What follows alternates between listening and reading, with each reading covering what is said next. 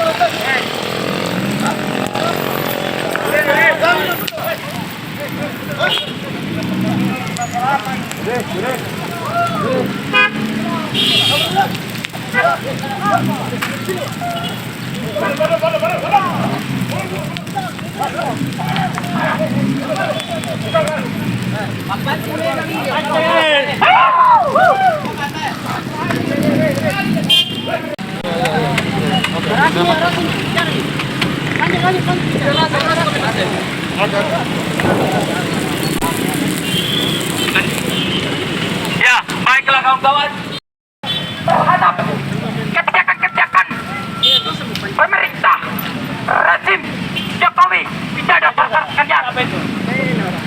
Ada banyak begitu kejadian problematika yang terjadi pada hari ini di bawah kepemimpinan Joko Widodo.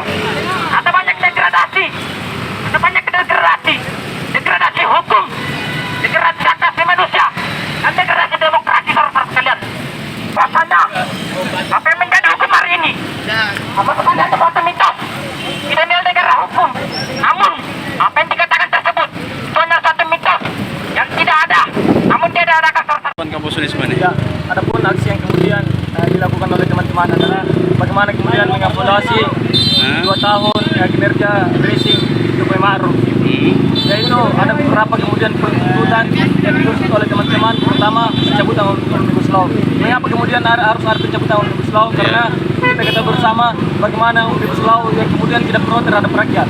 Dan juga ada beberapa poin tuntutan yang dituntut oleh teman-teman, yakni bagaimana menghilangkan rasisme terhadap di masyarakat Papua.